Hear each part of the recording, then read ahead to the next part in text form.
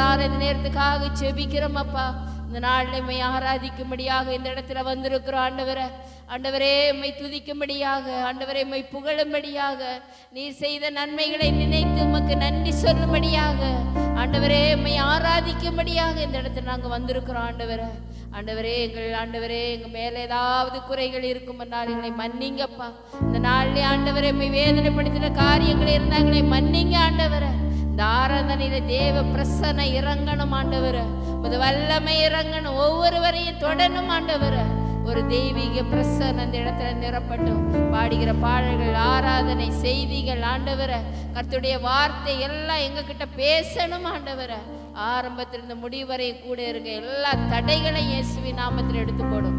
வர வேண்டிய பிள்ளைகளை கர்த்தர் கொண்டு வந்து சேரும். இயேசு கிறிஸ்துவின் நாமத்தில் ஜெபிக்கிறேன் நல்ல பிதாவே, ஆமென்.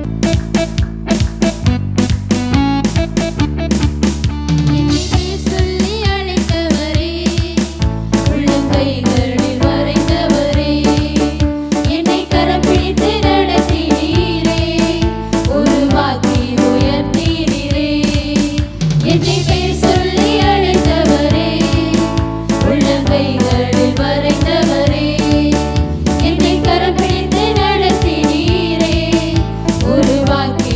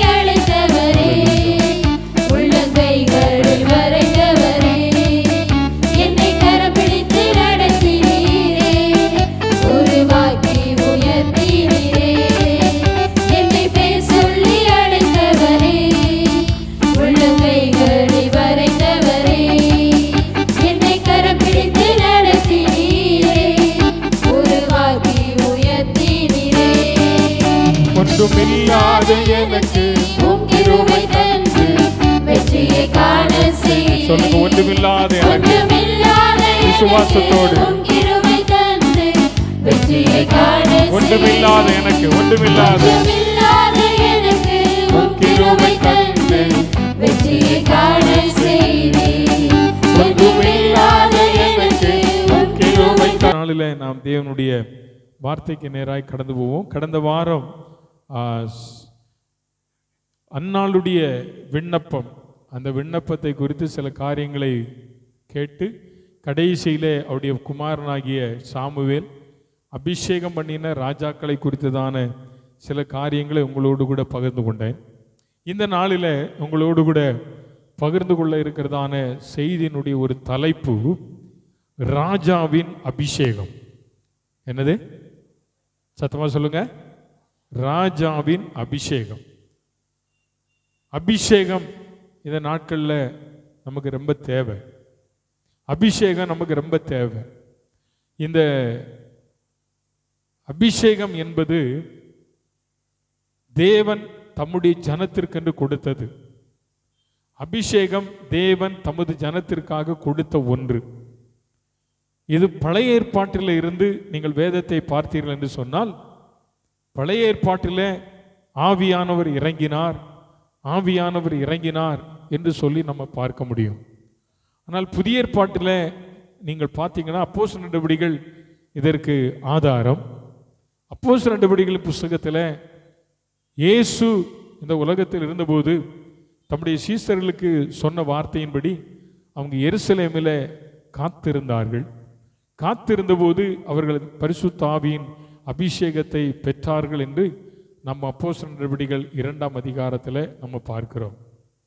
ஸோ பழைய ஏற்பாட்டின் கால அபிஷேகத்திற்கும் புதிய ஏற்பாட்டின் காலத்தில் சொல்லப்பட்டிருக்கிற இந்த அபிஷேகத்திற்கும் அபிஷேகம் பண்ணப்பட்டதற்கும் ஏராளமான வித்தியாசங்கள் உண்டு வேதத்தில். ஆனால் இன்றைக்கு நாம் பார்க்க போகிறதான ஒரு அபிஷேகம் ராஜாவின் மேல் இருந்ததான ஒரு அபிஷேகம். ராஜாக்கள், இந்த பூமியில ஏராளமான ராஜாக்கள் தோன்றினார்கள். வேதத்தின்படி முதல் தோன்றின ராஜா யார் தெரியுமா? சவுல். சவுல் தான் முதல் ராஜா. ஸோ அவர் தான் முதல் ராஜா. அவர் அபிஷேகம் பண்ணது யாரு? சாமுவேல். எதை கொண்டு அபிஷேகம் பண்ணினார்? Very good. எதை கொண்டு? தைல குப்பி. ஆனா தாவீது அபிஷேகம் பண்ணது தைல கொம்பு. தைல குப்பியை கொண்டு சவுல் அபிஷேகம் பண்ணினான் சாமுவேல். தாவீதை தைல கொம்பை கொண்டு அபிஷேகம் பண்ணினார். அதான் போன வாரம் பார்த்தல. ஸோ இன்னைக்கு நாம் பார்க்க போகிற ஒரு ராஜா, இவர்கள் எல்லாரை விட பெரிய பிரதான ராஜா. அந்த ராஜாவினுடைய ஒரு அபிஷேகத்தை குறித்து இன்றைக்கு நாம் வேதத்திலிருந்து சில காரியங்களை நாம் கற்றுக்கொள்ள போகிறோம். ஆகவே கர்த்தருடைய பிள்ளைகள் ரொம்ப கவனமாக இந்த நாளில் இந்த வார்த்தைகளை நீங்கள் கேட்கும்படியாய் உங்களை நான் அன்போடு கூட கேட்டுக்கொள்கிறேன். நம்ம எல்லாருக்கும் தெரிந்ததான ஒரு வேத பகுதி தான் மத்தேயு எழுதின சுவிசேஷம் 3ஆம் அதிகாரம், ஃபுல் சாப்டர். மத்தேயு எழுதின சுவிசேஷம் 3ஆம் அதிகாரம் முதல் வசனத்திலிருந்து அந்த கடைசி வசனம் வரை நீங்க பார்த்தீங்கன்னு சொன்னா இந்த பகுதியை நம்மில் பலர் படித்திருக்கிறோம்.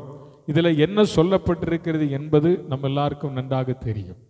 இதுல தான் ராஜாவை குறித்து, அதாவது இயேசுவை குறித்து, அவருடைய அபிஷேகத்தை குறித்து சொல்லப்பட்டிருக்கிற சம்பவத்தை நாம் பார்க்க முடியும். அவர் ஞானஸ்நானம் பெற்றது, வனாந்தரத்திலே யோவான் ஸ்நானகனுடைய பிரசங்கம், அவர் ஞானஸ்நானம் பெற்று கரையேறினது, சோத்திரம் ஆவியானவர் இறங்கினது, இவைகள் எல்லாமே இந்த மத்தேயு எழுதின சுவிசேஷம் 3ஆவது அதிகாரத்தில் சொல்லப்பட்டிருக்கிறது.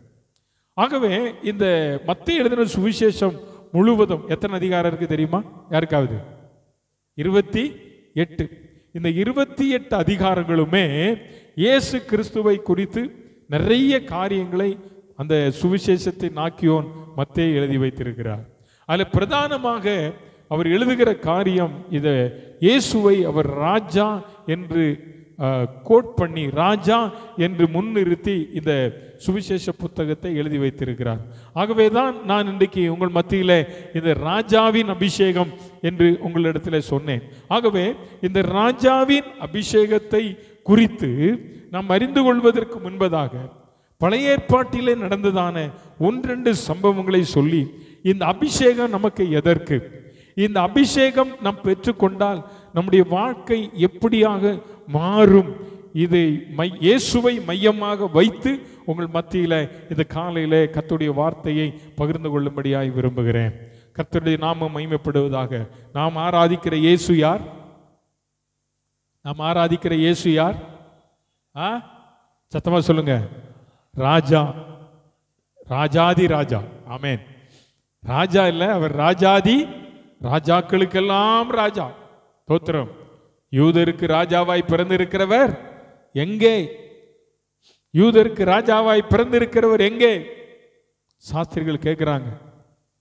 சகரியா 9ஆம் அதிகாரம் 9ஆம் வசனத்தில் நீங்கள் வேதத்தில் வாசித்து பார்த்தீங்கன்னா, மரியின் மேல் 9ஆம் அதிகாரம் 9ஆம் வசனத்தை யாராவது வாசிப்பீங்களா? ஒரே ஒரு முறை யாராவது ஒருவர். சகரியா 9:9. சியோன் குமாரத்தியே கலிகூரு. இதோ உன் ராஜா. யாரை பார்த்து சொல்றார் தெரியுமா? யாரை பார்த்து? சியோன் குமாரத்தின்னா யாரு? நம்ம தான். யாரு? நான் தான். சொல்லுங்க. சியோன் குமாரத்தி யாரு? நான் தான். சியோன் குமாரத்தி. அவரை பார்த்து சொல்றார், உன் ராஜா உன்னிடத்தில் வருகிறார். ஆமென். உன் ராஜா யாரிடத்தில் வருகிறார்? அவர் எப்படிப்பட்டவரா? அவர் நீதி உள்ளவர், ரட்சிக்கிறவர், தாழ்மை உள்ளவர். என்ன கேரக்டர் தெரியுமா? 3 விதமான கேரக்டரை குறித்து இங்கே தீர்க்கதரிசி எழுதுகிறார். எங்க எழுதுகிறார்? அவர் நீதி உள்ளவர், அவர் ரட்சிக்கிறவர், அவர் தாழ்மை உள்ளவர். உண்மையா? அவர் நீதி உள்ளவரா? ஆமென், ஆமென். அவர் ரட்சிக்கிறவரா? பாவிகளை ரட்சிக்க இயேசு கிறிஸ்து இந்த உலகத்திற்கு வந்தாரா? அவர் தாழ்மை உள்ளவர். அவர் சிலுவையின் மரண பரியந்த தம்மை என்ன செய்தார்? அப்போ அவங்க இங்க சொல்றாரு, அவர் ராஜா. இதோ உன் ராஜா யாரிடத்துல வருகிறார்?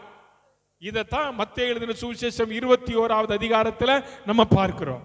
என்ன பார்க்கிறோம்? இயேசு கிறிஸ்து தம்முடைய சீசர்களை பார்த்து சொல்றாரு, நீங்க போங்க, உங்க கிராமத்துக்கு போகும்போது ஒரு கழுதை என்ன செஞ்சிருக்க பார்ப்பீங்க, கட்டப்பட்டிருப்பதை பார்ப்பீங்க, அதை அவிழ்த்துட்டு வாங்க. அதை யாராவது உங்க இடத்துல கேட்டா அது யாருக்கு வேணும்? ஆண்டவருக்கு வேணும் அப்படின்னு சொல்லுங்க அப்படின்னு சொல்லிட்டு அடுத்த வசனத்தில் நீங்கள் பார்த்தீங்கன்னா, இயேசு குறித்த அந்த 21ஆம் அதிகாரம் 2ஆம் வசனத்தை படிங்க. அதுக்கு அடுத்த வசனமா சொன்னால், இது ஆண்டவருக்கு வேண்டும் என்று சொல்லுங்கள். அடுத்த வசனத்தை பாருங்க. இல்ல 4ஆம் வசனம். இதோ உன் ராஜா. இதோ உன் ராஜா. என் ராஜா இல்ல, உன் ராஜா தான்.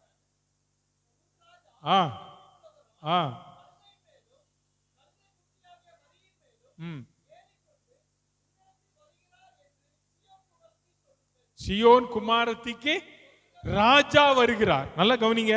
அதனாலதான் நான் சொன்னேன், இன்றைக்கு இந்த ராஜாவினுடைய மேல் இருந்ததான அபிஷேகம், இந்த ராஜாவின் அபிஷேகம் இன்னைக்கு நமக்கு தேவை. ஆமென்.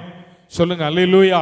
அப்ப நாம ஆராதிக்கிற, அதனாலதான் மத்தேயு 3ஆம் அதிகாரம் முதல் முழு சாப்டரை நீங்க வீட்டுல போய் படிச்சு பார்த்தீங்கன்னா இதுல நான் சொல்லப்பட்ட வார்த்தைகள் வரும். அப்ப இந்த ராஜா யார் என்பதை முதலாவது நம்ம அறிந்து கொள்ள வேண்டும். இந்த ராஜா யார்? நீங்களும் நானும் ஆராதிக்கிற இயேசு கிறிஸ்து. இந்த ராஜாவை குறித்து நான் சொல்வதற்கு முன்பதாக பழைய ஏற்பாட்டில் ஒரு 2 சம்பவத்தை உங்களுக்கு நான் சுட்டிக்காட்ட விரும்புகிறேன். லேவியராகமத்தின் புத்தகம் 8ஆம் அதிகாரம், லிவிட்டிகஸ் லேவியராகமம் 8ஆம் அதிகாரம் 12ஆம் வசனத்தில் அங்கே நீங்கள் வேதத்தில் பார்ப்பீர்கள் என்று சொன்னால், மோசே அபிஷேக தைலத்தில் ஆரோனுடைய சிரசின் மேல் வார்த்து அவனை பரிசுத்தப்படுத்தும்படி அவரை என்ன செய்தாரா? நல்லா கவனிச்சு பாருங்க. இந்த மோசே யாரை அபிஷேகம் பண்ணுகிறார்? யாரை? ஆரோனை. எதற்காக அபிஷேகம் பண்ணுகிறார் என்றால், ஆசாரிய ஊழியத்தை செய்யும்படியாய் அபிஷேகம் பண்ணுகிறார். இந்த ஆரோன் ஆசாரியன், இவனுடைய சந்ததிகள் தான் அன்றைக்கு ஆசரிப்பு கூடாரத்திலே தேவனுக்கான பலிகளை செலுத்தினவர்கள். இவர்களுக்கு அந்த பொறுப்பை கொடுப்பதற்கு முன்பதாக பரிசுத்த வேதம் சொல்லுகிற வார்த்தை என்ன? அபிஷேக தைலத்திலே கொஞ்சம் ஆரோனுடைய சிரசின் மேல் வார்த்து அவனை பரிசுத்தப்படுத்தும்படி அவனை என்ன பண்ணினாரா? அவர் என்ன பண்ணார்? அப்ப அபிஷேகம் எதற்கு சொல்லுங்க? சொல்லுங்க, அபிஷேகம் எதற்கு? நான் பரிசுத்தமாய் வாழ்வதற்கு எனக்கு என்ன தேவை? என்ன தேவை? சத்தமா சொல்லுங்க, என்ன தேவை? நீ பரிசுத்தமாய் வாழணும்னா உனக்கு அபிஷேகம் தேவை. நீ கர்த்தருடைய பிள்ளையாய் வாழணும்னா உனக்கு அபிஷேகம் தேவை. நீ விசுவாசியாய் வாழணும்னா, கர்த்தருடைய சித்தம் செய்யணும்னா பரிசுத்த ஆவி அவசியம். நீ தேவனுக்காக சிலுவை சுமக்கணும், தேவனுக்காக பாடு அனுபவிக்கணும் அப்படின்னு சொன்னா உனக்கு என்ன அவசியம் என்றால் இந்த அபிஷேகம் உனக்கு அபிஷேகம் அவசியம். ஆமென், ஆமென்.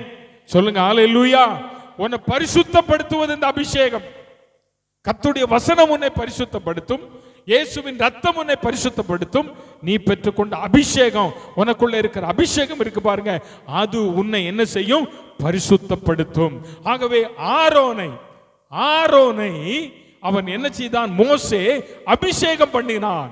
என்ன அபிஷேகம் பண்ணான்? ஆசாரிய ஊழியத்திற்கு அபிஷேகம் பண்ணினான். கர்த்தருடைய பிள்ளைகளே, இந்த நாளிலே ராஜாவின் அபிஷேகம் வேற, ஆரோனுடைய அபிஷேகம் வேற. இன்னைக்கு உங்களுக்கு நான் அதை விளக்கி புரியும்படியாய், விளங்கி தரும்படியாய் நான் விரும்புகிறேன். ஆகவே நீங்கள் தயவு செய்து கொஞ்சம் கவனமாய் நான் சொல்லுகிற வார்த்தைகளை ஜெபத்தோடு கூட இருங்க.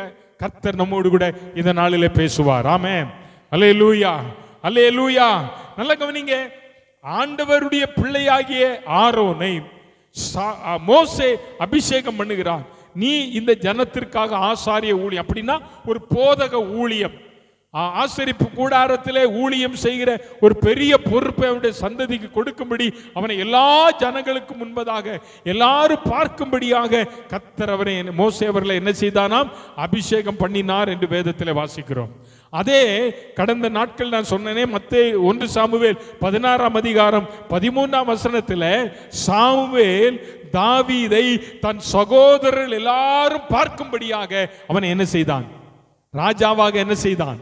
சொல்லுங்க, அபிஷேகம் பண்ணாரா? பண்ணலையா? சத்தமா சொல்லுங்க, பண்ணாரா? எல்லாரும் பார்க்கும்படியாய். யாரெல்லாம்? அவருடைய சகோதரர்கள் எல்லாரும் பார்க்கும்படியாய் சாமுவேல் தைல கொம்பை எடுத்து அந்த தாவீதை ராஜாவாக என்ன பண்ணினான்?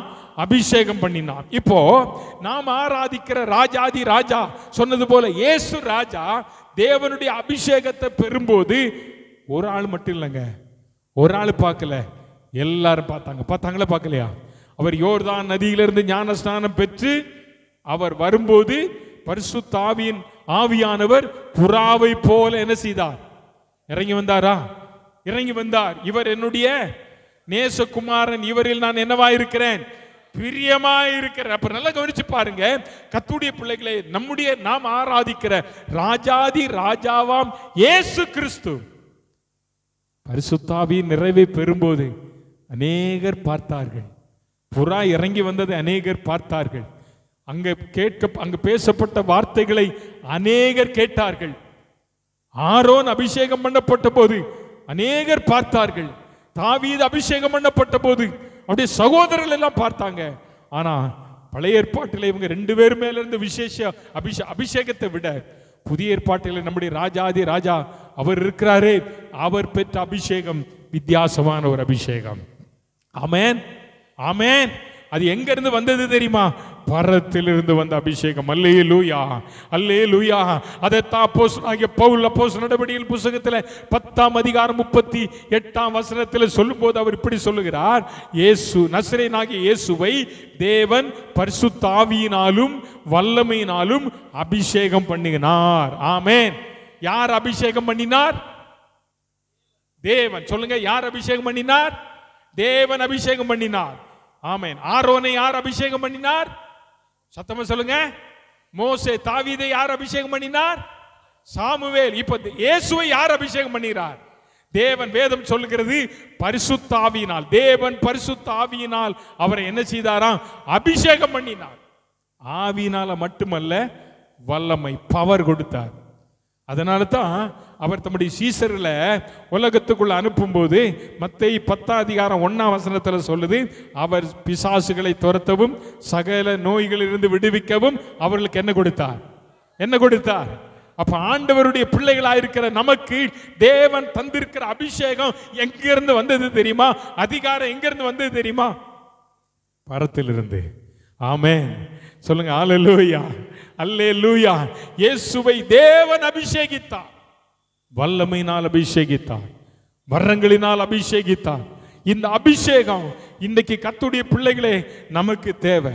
இதுதான் ராஜாவாகிய இயேசு பெற்றுக்கொண்டதான அபிஷேகம். அதே லூக்கா எழுதின சுவிசேஷம் 3ஆம் அதிகாரம் 21, 22 வசனங்களை திருப்புங்க. லூக்கா எழுதின சுவிசேஷம் 3ஆம் அதிகாரம்.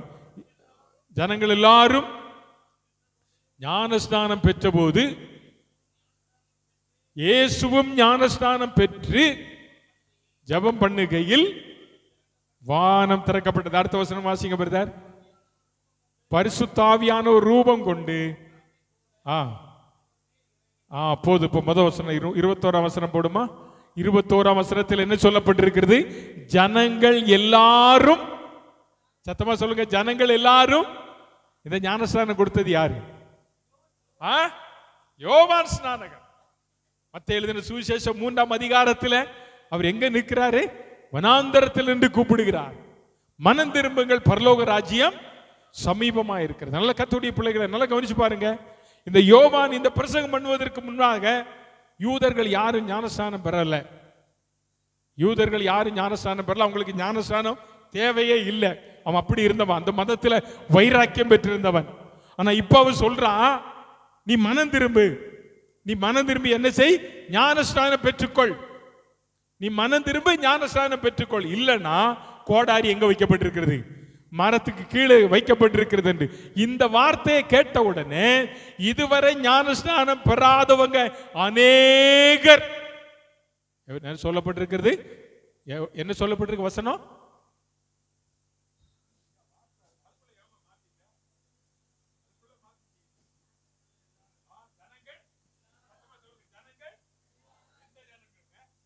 வனாந்தரத்தில் யோவானுடைய பிரசங்கத்தை கேட்ட ஜனங்கள் எல்லாரும், அப்படிதானே? அது எவ்வளவு பேர் இருந்தாங்கன்னு நமக்கு தெரியாது, எவ்வளவு பேர் இருந்தாங்கன்னு தெரியாது. இப்போ இவங்க எல்லாரும் ஞானஸ்நானம் பெற்ற போது யார் ஞானஸ்நானம் பெறா? அதனாலதான் அவர் சொன்னார், யோவான் ஸ்நானகன், ஐயா நீர் என்னிடத்துல வந்து ஞானஸ்நானம் பெறுவதற்கு நான் பாத்திரன் அல்ல. நல்லா கவனிச்சு பாருங்க. இதுவரை ஞானஸ்நானம் கொடுத்துட்டார் யோவான் ஸ்நானகன். வரிசையா வரான், எல்லாருக்கும் ஞானஸ்நானம் கொடுத்துட்டார். மனம் திரும்பின எல்லாருக்கும் ஞானஸ்நானம் கொடுத்துட்டார். கொடுத்த உடனே அடுத்து பாத்தீங்கன்னா திடீர்னு ஒருவர் வந்து நிக்கிறார். அவருக்கு ஞானஸ்நானம் கொடுக்க அவர் சொல்றாரு, நான் பாத்திரன் அல்ல, நான் யார் இல்ல.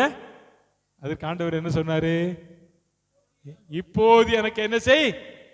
இந்த ஜனத்தோட நானும் வந்திருக்கிறேன். இந்த ஜனத்திற்காக தானே நான் இந்த பூமிக்கு வந்தேன்.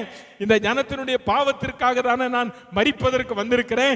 இந்த ஜனங்களில் ஒருவனாக என்னை ஏற்றுக்கொள்வதற்கு இப்போ எனக்கு என்ன செய்யும்? இடம் கொடு. நான் என்ன செய்யணும்? நான் என்ன செய்யணும்? சத்தமா சொல்லுங்க, என்ன செய்யணும்? நானும் ஞானஸ்நானம் எடுக்கணும். இயேசு ஞானஸ்நானம் எடுத்தார். ஆமென் சொல்லுங்க, அல்லேலூயா. அப்பொழுது அவர் ஜெபம் பண்ணார்னு வேதம் சொல்லுது. அவர் ஜெபம் பண்ண போதுதான் பரிசுத்த ஆவியானவர் இறங்கினார். ஆமென் ஆமென். சத்தமா சொல்லுங்க, அல்லேலூயா அல்லேலூயா. நல்லா கவனிச்சு பாருங்க. இந்த இயேசுவுக்கு ஞானஸ்நானம் கொடுத்தாரு யாரு? அவர் யார்? சாதாரண மனுஷரா? அவர் வயிற்றில் இருக்கும் போதே என்ன பண்ணவரா? அபிஷேகத்தினால் துள்ளி நிறைஞ்சவர். லூக்கா எழுதின சுவிசேஷம் 1ஆம் அதிகாரம் 41ஆம் வசனத்துல நீங்கள் வேதத்துல வாஸ்து பார்த்தீங்கன்னா, மரியாள் எலிசபெத் வீட்டுக்கு போறா. ஏன்னா அவங்க சொந்தக்காரங்கன்னு வேதம் சொல்லுது இல்ல, சொந்தக்காரங்க வீட்டுக்கு போறாங்க. அந்த அம்மாளை வாழ்த்தின உடனே வேதம் சொல்லுகிறது, அவருடைய வயிற்றுக்குள் இருந்ததான பிள்ளை ஆவியினால என்ன செய்யப்பட்டது? நிரப்பப்பட்டது. ஆமென். அப்ப யோவான் ஸ்நானகன் அபிஷேகம் பெற்ற ஒருவன் இன்றைக்கு யாருக்கு ஞானஸ்நானம் கொடுக்கிறார் தெரியுமா? ராஜாதி ராஜாவுக்கு. ஆமென் அல்லேலூயா அல்லேலூயா அல்லேலூயா. அப்ப அபிஷேகம் என்பது கர்த்தருடைய பிள்ளைகளே இந்த கடைசி நாட்களில் எவ்வளவு முக்கியம் என்பதை நாம் உணர்ந்து கொள்ள வேண்டும். அதற்காக நாம் ஜெபிக்க வேண்டும். அந்த அபிஷேகத்தை பெற்றுக்கொள்ள நாம் என்ன செய்யணும்? என்ன செய்யணும்? ஆமா, இயேசுநாதர் ஞானஸ்நானம் பெற்றார், ஜெபம் பண்ணினார், அபிஷேகத்தால் நிரப்பப்பட்டார், வானம் திறந்தது. அப்படிதானே? அப்படிதானே வசனம் சொல்லுது, வானம் திறக்கப்பட்டது. இன்னைக்கு நீ ஞானஸ்நானம் பெற்றுட்ட, நீ இன்னைக்கு இதுவரை ஜெபம் பண்ணலன்னா இன்னைக்கு ஜெபம் பண்ணு, உனக்காக வானம் திறக்கப்படும்.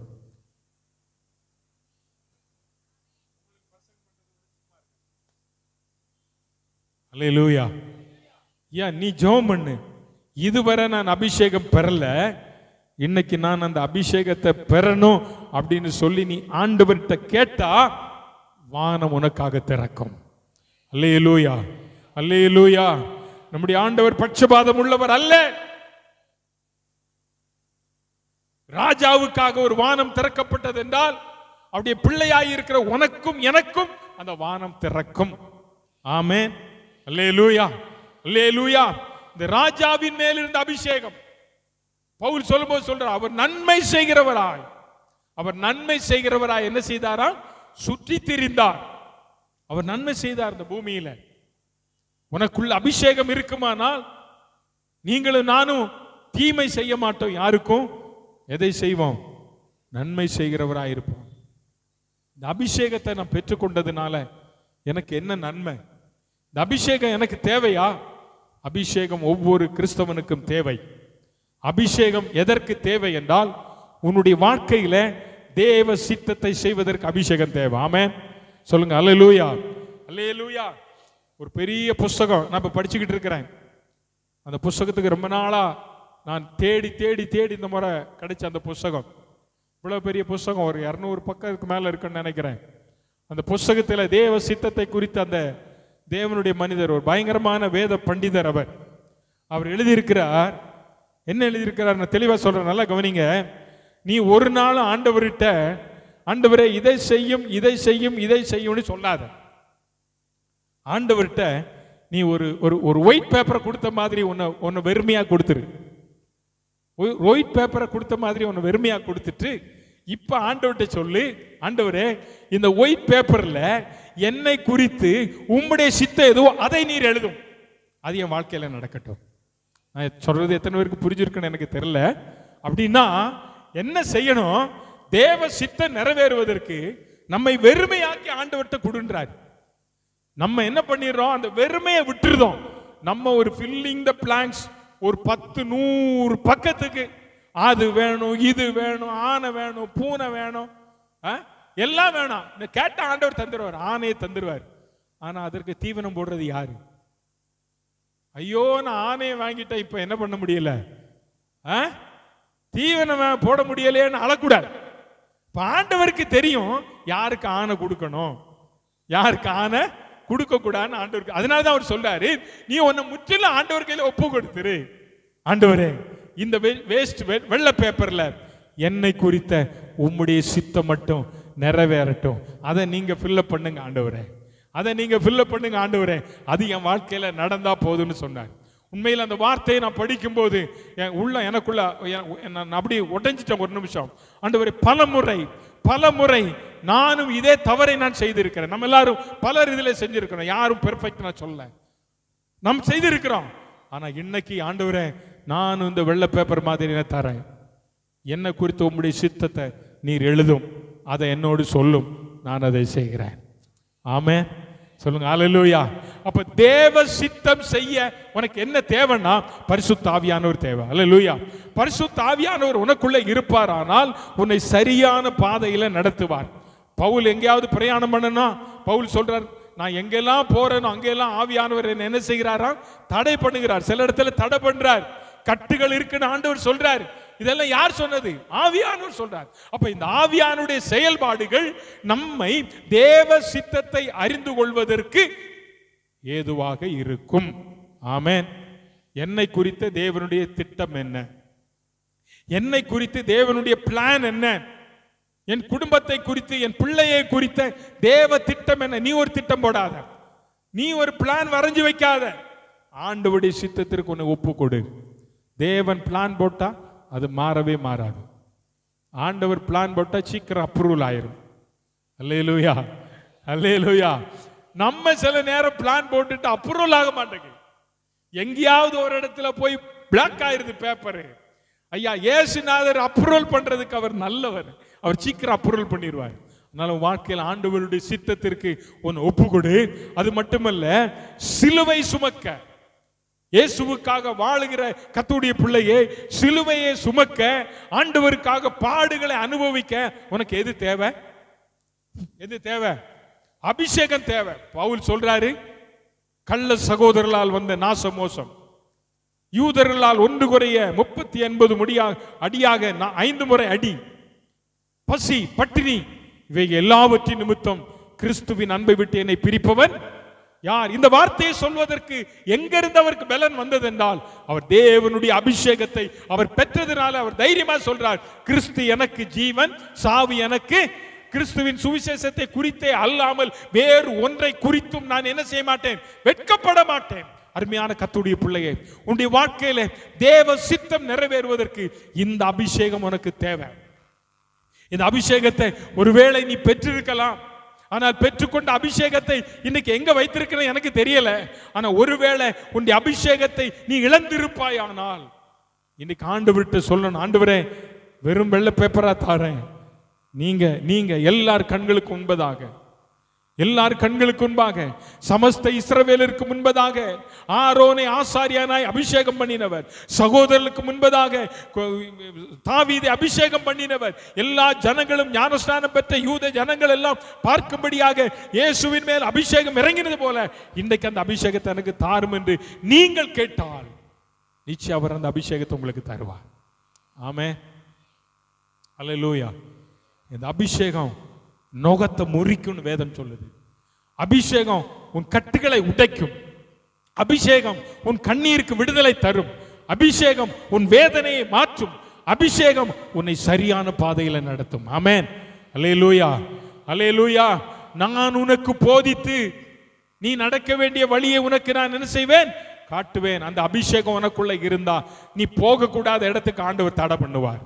நீ போகிற இடத்துக்கு ஆண்டவர் உனக்கு திறந்த வாசலை கர்த்தர் ஏற்படுத்தி தருவார். அல்லேலூயா, சத்தமா சொல்லுங்க அல்லேலூயா. ஆண்டவருடைய அபிஷேகம் உன்மேல இருக்குமானால் அவர் திறந்த வாசலை உனக்கு தரும்போது ஒருவனும் அதை பூட்ட முடியாது. தேவனுடைய அபிஷேகம் உன்மேல் இருக்குமானால் உனக்காய் திறந்து வைத்திருக்கிற வாசலை எந்த ஒரு மனிதனும் பூட்டவே முடியாது, பூட்ட முடியாது. என்னோட சாவி அவர் கையில் இருக்குங்க, என் அப்பா கையில் இருக்கு. என் அப்பாவின் கையில திறவுகோல் இருக்கிறது. அதனால் அந்த அபிஷேகத்துக்காக ஆண்டவருடைய சமூகத்தில் காத்திரு. அவர் பெற்றுக்கொண்டதான அபிஷேகம் மாறாத ஒரு அபிஷேகம். அந்த அபிஷேகம் உனக்குள்ள இருக்குமானால் கர்த்தருடைய பிள்ளைகளே, நீ எப்படிப்பட்டவனாய் மாறுவாய்? இயேசு ராஜாதி ராஜா இந்த அபிஷேகத்தை பெற்றுக்கொண்ட போது அவருடைய வாழ்க்கையில இருந்தவைகளை இன்னைக்கு உங்களுக்கு சுட்டி காட்ட விரும்புகிறேன். நல்லா கவனிங்க. இயேசு 12 வயது வரை எங்க இருந்தார்? ஆமா, எருசலேம் தேவாலயத்துக்கு ஒரு முறை போனார். போன இடத்துல அந்த தேவாலயத்தில் அவர் என்ன செஞ்சார்? என்ன செஞ்சார்? தூங்கிட்டு இருந்தாரா? வேத வசனத்தை போதித்தார், போதித்தார், போதித்தார். இவங்க அப்பா அம்மா பிள்ளை நம்ம கூட வருதான்னு பாதி தூரம் வந்து பார்த்தா பிள்ளை என்ன செய்யல, காணல. திரும்ப எங்க போனாங்க? ஆமா, ஆலயத்துக்கு போனா அங்க இயேசு என்ன செஞ்சுக்கிட்டு இருக்காரு? ஏசாயா தீர்க்கதரிசியின் புத்தகத்தை எடுத்து பிரசங்கம் பண்ணிட்டு இருக்காரு. அன்னைக்கே அவருக்குள்ள என்ன ஆயிட்டு தெரியுமா? ஒரு செப்பரேஷன், ஒரு பிரிவு. இனி நான் யாருக்குரியவன்? பிதாவின் சித்தத்தை செய்கிறவன். இந்த உலகத்துக்கு நான் வருவதற்கு எனக்கு ஒரு தாயும் தகப்பனும் தேவை. அது இருந்தது, நடந்தது, எல்லாம் முடிஞ்சிட்டு. ஆனா இப்போ ராஜாவாகிய நான் வேறு பிரிக்கப்பட்டவன். பிரித்தெடுத்து வாழ ஆண்டவர் இந்த பூமியில உன்னை அபிஷேகித்திருக்கிறார். இந்த பூமிக்குரிய வாழ்க்கை வாழ்வதற்கு அல்ல, நீ இந்த பூமியிலே வாழுகிற காலங்களில உன்னுடைய வாழ்க்கை ஒரு செப்பரேஷன் நிறைந்த வாழ்க்கையா இருக்கணும். ஆமென். உனக்கும் மற்றவங்களுக்கு என்ன இருக்கணும்? டிஃபரண்ட் தெரியணும், வித்தியாசம் தெரியணும். நான் யார்? நான் தேவனுடைய பிள்ளை. நான் யார்? தேவனுடைய அபிஷேகத்தை பெற்ற பிள்ளை. போன வாரம் நான் சொன்னேன், கடைசியில 2ஆம் அதிகாரம் 11ஆம் வசனத்தில் நினைக்கிறேன், தாம் அபிஷேகம் பண்ணினுடைய கொம்பை. அப்ப உனக்கு அபிஷேகம் உனக்குள்ள இருந்தா உன் கொம்பு உயர்த்தப்படும், உன் கொம்பு உயர்த்தப்படும்.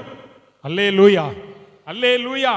அப்ப இந்த அபிஷேகம் பெற்ற கர்த்தருடைய பிள்ளைய ஆண்டவர் உலகத்தோடு ஒத்து வாழ விட மாட்டார்.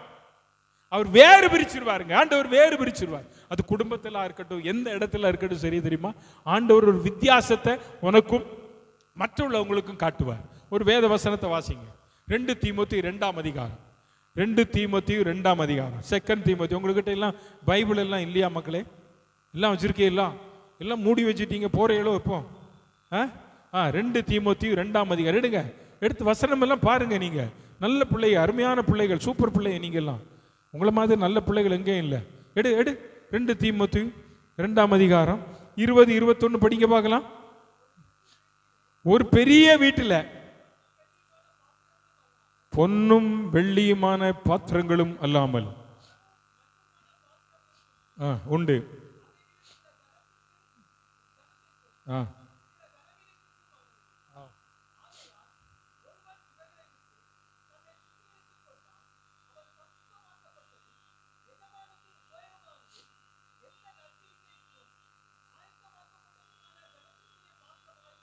ஆமென்.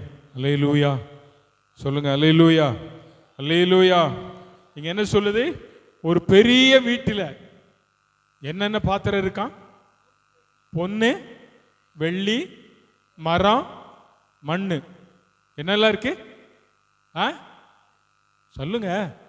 பைபிளை பார்த்தா சொல்லுங்களேன். பொன்னு, வெள்ளி, மரம், மண்ணு எங்க இருக்கு? பெரிய வீட்டில். இப்ப நல்லா அப்படியே இருக்கட்டும், மாத்திராத அந்த வசனத்தை. அடுத்த வசனம் சொல்லுது,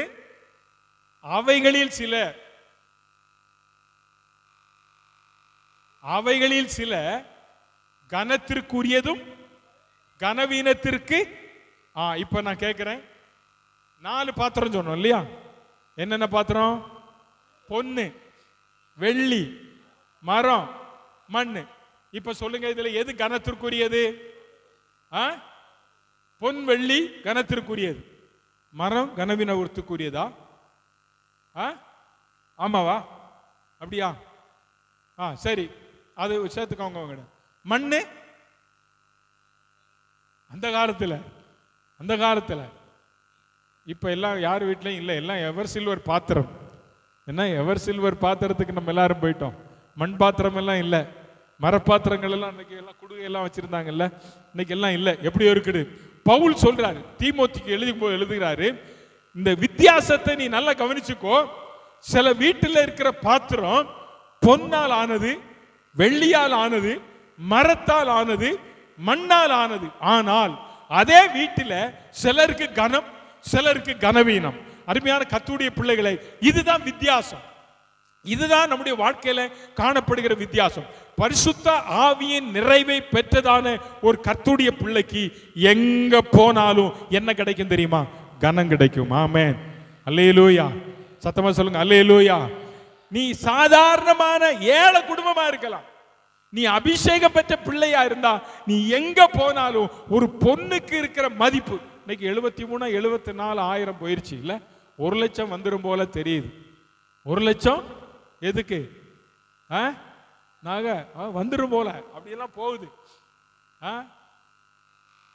பாத்தீங்களா? உலகத்துல அன்னைக்கே தீமோத்திக்கு சொல்லிட்டாரு, விலை உயர்ந்தது, விலை உயர்ந்த பொன். ஆண்டவர் உங்களை என்னையும் அப்படிதாங்க வச்சிருக்கிறாரு. உங்களை என்னை ஆண்டவர் எப்படி வச்சிருக்காரு தெரியுமா? பெரிய வீட்டுல, சபையில, தேவனுடைய சபையில உங்களை எப்படி வச்சிருக்காருன்னு நீங்களே பார்த்துக்கோங்க. நீங்க விலை உயர்ந்ததா இருக்கணும்னா உங்க மேல என்ன இருக்குது? என்ன இருக்கு? சத்தமா சொல்லுங்க. அபிஷேகம். அபிஷேகம் என் தலை மேல இருந்தால் நான் வெள்ளி பாத்திரம், நான் பொன் பாத்திரம். அபிஷேகம் எனக்குள்ள இல்லைன்னா நான் மண் பாத்திரம். ஆமென். அல்லேலூயா. இந்த டிஃபரெண்ட் தான் ஆண்டவர் இங்க சொல்றார். நீ பரிசுத்தாவின் நிறைவை பெற்ற கர்த்தருடைய பிள்ளை, இந்த உலகத்துல நீ பொன்னா இருக்கணும்னு விரும்புறார் ஆண்டவர். ஆமென். தாவீது சொல்றா, யோபு சொல்றாரு, அவர் என்னை சோதித்த பின்பு நான் என்னவாய் மாறுவேன்? பொன்னாக விளங்குவேன். தாவீது சொல்றாரு, அநேகமாயிரம் பொன் வெள்ளியை பார்க்கிலும் நீர் விளம்பின வேதமே எனக்கு நலம். வேதத்தை அவர் அப்படி தூக்கி காமிக்கிறார். இந்த பொன்னு வெள்ளியை விட எனக்கு எது முக்கியம்? வேத புஸ்தகம் முக்கியம் என்றாரு. அப்ப ஆண்டவருடைய பிள்ளைகளே, இந்த உலகத்துல நீங்களும் நானும் வேறு பிரிக்கப்பட்டவர்கள் என்பதை நாம் என்ன செஞ்சிடக்கூடாது? மறந்துடக்கூடாது. தேவனுடைய அபிஷேகத்தை பெற்ற பிள்ளை நான் உலகத்திற்குரியவன் அல்ல. அதனாலதான் பவுல் கொரிந்திய சபைக்கு சொல்லும் போது, கிறிஸ்துவின் பிள்ளைக்கும் பேலியாளின் பிள்ளைக்கும் இசைவு ஏது? அந்நிய நுகத்தில் அவிசுவாசியோடு நீ என்ன செய்யாத? பிணைக்கப்படாத. எங்க போனாலும் நீ கர்த்தருடைய பிள்ளைன்றதை நிரூபிச்சு காமி. எந்த ஊருக்கு போனாலும் சரி, எந்த எந்த ஆமா இந்த இந்த ஊர்ல எந்த எந்த துனியாவில் கடை கோடியில கொண்டு போட்டாலும் நீ அங்க போய் நிக்கணும். நான் கர்த்தருடைய பிள்ளை தான். அங்க போகணும்னு அவங்கள மாதிரி என்ன செஞ்சிடக்கூடாது, பச்சோந்தியா மாறிடக்கூடாது. பச்சோந்தி ஒன்று இருக்கு தெரியுமா, கலர் மாறு திடீர்னு. அது என்னது? ஓனான். ஓனான் கலர் மாறுறது. அதே மாதிரி நிறைய பேர் இன்னைக்கு கலர் மாறுறாங்க. என்ன செஞ்சிடறாங்க? கலர். நீ கலர் மாறினா உண்மையான கலர் ஆண்டவர் காட்டி விட்டுருவார். காக்கா மாதிரி மாறாத. உனக்குள்ள வித்தியாசம் இருக்கணும். உன்னுடைய பேச்சில், உன்னுடைய நடக்கையில், உன்னுடைய ட்ரெஸ்ஸில், உன்னுடைய ட்ரெஸ்ஸில் கூட வித்தியாசம் இருக்கணும். நீ யார் என்பதை காட்டணும் ஆண்டவருக்கு, உலகத்துக்கு. நீ போட்டிருக்கிற ட்ரெஸ்ஸை பார்த்த உடனே சொல்லணும், இது ஒரு கர்த்தருடைய பிள்ளை அப்படிங்கணும். ஆமென். அல்லேலூயா, அல்லேலூயா. நீங்க எவ்வளவு சொல்லிட்டோம். நீ கிறிஸ்தவ உலகம் அதுக்கு வேற தாறுமாறா போய்கிட்டு இருக்குது. எவ்வளவுதான் சொன்னாலும் திருந்தாத ஜன்மமா இருக்குது. உன்னுடைய நடை, உன்னுடைய உடை எப்படி இருக்கு இன்னைக்கு? நீ உலகத்தான் போடுற மாதிரியா ட்ரெஸ் போட்டு வந்தா உனக்கும் மற்றவங்களுக்கு என்ன வித்தியாசம்? நீ அபிஷேகம் பெற்ற பிள்ளை தானே. அபிஷேகம் பெற்ற பிள்ளையா இருந்தா உன்னை நிரூபிச்சு காமிக்கணும். நீ பவுல் சொல்றாருல, நீ வெள்ளியாதான் இருக்கணும், நீ பொன்னாதான் இருக்கணும். நீ ஏன் மண்ணா போற? நீ அந்த அளவுக்கு கீழ்த்தரமா போனோம். தேவன் நமக்கு தந்திருக்கிற ரட்சிப்பின் வஸ்திரம் விலையேறப்பட்ட வஸ்திரம். அல்லேலூயா, அல்லேலூயா, அல்லேலூயா. ஆமா, நான் ஏற்கனவே சொல்லியிருக்கேன், திருவிருந்து ஆராதனைக்காவது வரும்போது எல்லாம் கொஞ்சம் அன்னைக்காவது கொஞ்சம் வெள்ளை வச்சிருக்கவங்க எல்லாம் போட்டுவாங்க. அன்னைக்கு தான் எல்லாம் கலர் கலரா வரையாது. ஆமா, எல்லார்கிட்டையும் வெள்ளை இருக்கு. வெள்ளை இல்லாதவங்க யாருமே இல்லைல்ல. பிள்ளைகளுக்கெல்லாம் யூனிஃபார்ம். அன்னைக்கு ஒரு நாளாவது பார்க்கட்டுமே, இந்த ஏஜி சபைக்கு வர்றவங்க எவ்வளோ அழகா பரலோகத்துக்கு போறவங்க மாதிரி அவ்வளவா போறாங்க. என்ன அழகா போறாங்க. அழகாய் நிற்கும் யார் இவர்கள், திரளாய் நிற்கும் யார் இவர்கள், சேனை தலைவராம் இயேசுவின் பொற்தளத்தில். அப்படி யாராவது சொல்லட்டுங்க, உங்களை பார்த்து சொல்லட்டுமே. ஏன் அதுக்கு நம்ம மாற மாட்டோம்? இன்னைக்கும் நம்ம உலகத்தோட ஒட்டி பிடிச்சிருக்கு. இந்த கம் இருக்கு பாருங்க, அது என்ன? ஃபெவிஸ்டிக். ஃபெவிஸ்டிக்கை நீங்க எடுத்து எதுல அவன் ஒட்டிட்டு கையில பட்டுருச்சுன்னா அது என்ன ஆகும்? அதையோ எடுக்கிறதுக்குள்ள போதும், நம்ம கை வரலாம் போயிடும்.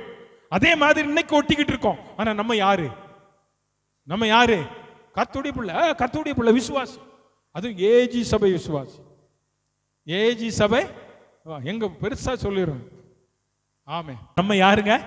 ஆமா, நமக்குள்ள அபிஷேகம் இருக்கு. அல்லேலூயா. சத்தமா சொல்லுங்க, அல்லேலூயா.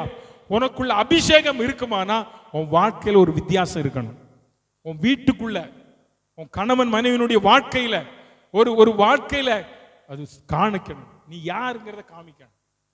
இன்னைக்கு உன் வாழ்க்கை எப்படி இருக்கு? நீ அபிஷேகம் பெற்ற பிள்ளை, நீ அபிஷேகம் பண்ணப்பட்ட பிள்ளைனா உன் வீட்டுல குடும்ப ஜெபம் இல்லைன்னா நீ மண்ணு வீடு தான். தைரியமா சொல்லுவேன். நீ ஆசீர்வதிக்கப்படணுன்றதுக்காக சொல்றேன். மண்ணு வீட்டுல மழை பெஞ்சா என்ன செஞ்சிடும்? கரைஞ்சு போயிடும். அந்த நாட்கள்ல கிராமத்துல வீடு கட்டுவாங்க. மண்ணு வீடு கட்டும்போது என்ன செய்வாங்க தெரியுமா? இடையில கல்லு வச்சிருப்பாங்க. குச்சி இருக்கு தெரியுமா? குச்சி எல்லாம் அந்த 4 செவுர்ல சொருவாங்க. எதுக்கு? கிரீப் கிடைப்பதற்காக. அந்த மண்ணு வீடு எவ்வளவு மழை பெஞ்சாலும் எத்தனை வருஷங்கள் ஆனாலும் என்ன செய்யல?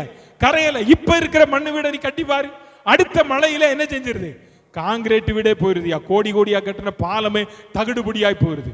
ஆனா உங்களுடைய வாழ்க்கை, என்னுடைய வாழ்க்கையும் தேவனுடைய அபிஷேகத்தை பெற்றிருக்கிற நம்ம வாழ்க்கை எப்படிப்பட்டதா இருக்கணும் தெரியுமா? வேறு பிரிக்கப்பட்ட வாழ்க்கை. நான் இந்த உலகத்துக்குரியவன் அல்ல. நான் எதற்குரியவன்? யாருக்குரியவன்? சத்தமா சொல்லுங்க. பரலோகத்துக்குரியவன். நான் பரலோகத்துக்கு சொந்தக்காரன். ஏசப்பாவுக்கு பிடிக்காத எதையும் செய்யாத. ஏசப்பாவுக்கு பிடிக்காத எதையும் செய்யாத. ஏசப்பாவுக்கு பிடிக்காதது என்னன்னு ஒரு பெரிய பட்டியலை என்னால சொல்லுவேன். உங்களுக்கு தெரியும் எதெல்லாம் பிடிக்காது, அதெல்லாம் செய்யாத. நீ வேறு பிரிக்கப்பட்டவன், அதை மறந்துடக்கூடாது. அப்ப பரிசுத்தாவின் அபிஷேகம் பெற்ற கர்த்தருடைய பிள்ளையே, நீ இன்னைக்கு எந்த பாத்திரமா இருக்கிற? பொன் பாத்திரமா, இல்ல வெள்ளி பாத்திரமா, இல்ல மர பாத்திரமா, மண்ணு பாத்திரமா? ஒரு காலத்துல வெங்கல பாத்திரத்தெல்லாம் கொண்டு அடவு வச்சாங்க இல்லையா? கிராமங்கள்ல எல்லாம் பார்த்தீங்கன்னா காசு இல்லைன்னா உடனே அண்டாவை தூக்கி கொண்டு போய் என்ன செய்வாங்க? 100 ரூபாய் 200 ரூபாய்க்கு அடவு வைப்பாங்க. அதுக்கெல்லாம் பிரயோஜனப்படுச்சு. ஆனால் வெள்ளிப்பா இன்னைக்கு இந்த எவர் சில்வர் எதுக்காக பிரயோஜனப்படுதா? உடஞ்சா தூக்கி எதில் போடுறணும்? சொல்லுங்க. குப்பையில் போடுறோம். ஆனால் நம்ம யாரா இருக்கணும்? நான் யாரு? பொன் சொல்லுங்க. பொன் அக்னியில சோதிக்கப்படும். உன்னை ஆண்டவர் சோதிப்பார். நீ பொண்ணுன்னா உனக்கு சில சோதனை வரும். ஆமென், அல்லேலூயா. எதற்கு? யோபு சொல்றான், அவர் என்னை சோதித்த பின்பு நான் பொன்னாக, நீ பொன்னா வரணும்னாலும் உனக்கு சோதனை வரும், சோதனை வரும். நான் இந்த கேஜிஎஃப்க்கு போயிருந்தேன்னு சொன்னல, அப்ப பாஸ்டர் தாமஸ் சொன்னார், பாஸ்டர் இங்க கிடைக்கிற மண் எடுத்து ஜலிச்சா கூட என்ன கிடைக்குமா? என்ன கிடைக்கும்? தங்கம். ஆனா தொட முடியாது, மண்ணை போய் கை என்ன செய்ய முடியாது, வைக்க முடியாது. பொண்ணு ஒரு சட்டி எடுத்து நீங்க அப்படி ஜலிச்சு பாருங்க, கொஞ்சத்துல ஏதாவது ஒரு சின்ன துக்குடா கிடைக்கும் அப்படின்னாரு. அது ஜலிச்சாதான் என்ன தெரியும்? பார்வைக்கு வெறும் மண்ணு, ஆனா அதுக்குள்ள என்ன இருக்கு? பொண்ணு. நீ உலகத்துல உன்னை பார்க்கிறவங்க சொல்லணும், இது பொண்ணு. ஆமேன். இது மண் இல்லை, இது பொண்ணு. ஆமேன். உன்னை ஜலிச்சு பார்த்தாலும் நீ என்னவாதான் இருக்கணும்? ஆமா, மண்ணா இருக்கக்கூடாது, மரமா இருக்கக்கூடாது. இன்னைக்கு ஆண்டவர் உன்னை ஜலிக்கிற போது, உன்னை உபத்திரவத்தின் பாதையில நடக்கும் போது நீ ஒன்னு நினைக்கணும், ஆண்டவர் என்னை பாடுகளை அனுபவிக்க என்னை அனுமதித்திருக்கிறார். இதற்கு பின்பு நான் இந்த வாழ்க்கை எப்படி இருக்கும் தெரியுமா? ஒரு பிரகாசமா இருக்கும். அதான் யோவான் வெளிப்படுத்தின விசேஷத்துல சொல்லும்போது ஒரு வசனம் ஞாபகத்தில் வருது, நான் உங்களுக்கு சுட்டி காட்ட விரும்புகிறேன். வெளிப்படுத்தின விசேஷம், தோத்திரம், அல்லேலூயா, 2ஆம் அதிகாரம் 10ஆம் வசனத்தை மட்டும் படிப்பீங்களா யாராவது? நீ படப்போகிற பாடுகளை குறித்து எவ்வளவேனும் பயப்படாதே, நீங்கள் சோதிக்கப்படும் பொருட்டாக பிசாசானவன் போடுவான். எத்தனை நாள் கஷ்டம்? 10 நாள் கஷ்டம் வரும், உபத்திரப்படுவீங்க. ஆகிலும் உண்மையாயிரு ஜீவ கிரீடத்தை, நீ பட போகிற பாடுகளை குறித்து எவ்வளவு வேணும்? எவ்வளவு வேணும்? பயப்படாத, பயப்படாத. தலைவலி வந்தா பயப்படாது, முட்டு வலி வந்தா பயப்படாது, ஐயோ அது வந்துருமா இது வந்துருமா, ஒண்ணு வர பயப்படாத. இவைகளெல்லாம் 10 நாள். ஆனால் இதுல நீ உண்மையா இருந்தனா கர்த்தர் உனக்கு ஜீவ கிரீடத்தை தருவேன்னு சொல்றாரு. சிமிர்னா சபைக்கு ஆண்டவர் சொல்றாரு, நீ பட போகிற பாடுகளை குறித்து, அருமையான கர்த்தருடைய பிள்ளையை, அபிஷேகம் பெற்ற தேவனுடைய சபையே, சபையே, கர்த்தருடைய பிள்ளையே, உன்னை ஆண்டவர் வேறு பிரிக்கும் போது சில வேதனை வரும். முள்ளு குத்திட்டு அந்த முள்ளு எடுக்கும் போது என்ன இருக்கும்? வலி இருக்கும். ஆனா அது எடுத்துட்டோம்னு சொன்னா என்ன இருக்காது? அது மாதிரி உன்னை பிரிக்கும் போது, உலகத்திலிருந்து உன்னை பிரிக்கும் போது, நீ பிரிந்து வாழும்போது உன்னை சிலர் நிந்திப்பாங்க, உன்னை சிலர் அவமதிப்பாங்க. இன்னைக்கு நான் புருஷாபாத்தில் சொன்னேன், ஆண்டவர் மறுபடியும் இங்க சொல்றது சொல்றேன், நீ எந்த இடத்தில் தலை குனிந்தாயோ, உன்னை யாரெல்லாம் வெட்கப்படுத்தும்படி உன்னை தலை குனியும்படி அவமானப்படுத்தினார்களோ, அந்நாளை பெண்ணினால் அவமானப்படுத்தின அதே இடத்தில் அந்நாளின் தலையை உயர்த்தின கர்த்தர் உன் தலையை உயர்த்துவார். அல்லேலூயா. நீ வேறு பிரிக்கப்பட்டவனாய் இருப்பாயானால், நீ வேறு பிரிக்கப்பட்டவனாய் இருப்பாயானால் உன் சகோதரர்கள் மத்தியில், உன் சகோதரிகள் மத்தியில உன் கொம்பு உயர்த்தப்படும், உன் கொம்பு உயர்த்தப்படும். உனக்கு தேவை செப்பரேஷன். நீ யார்? நீ உலகத்தோடு ஒத்து வாழ்கிற பிள்ளையா இருக்கக்கூடாது.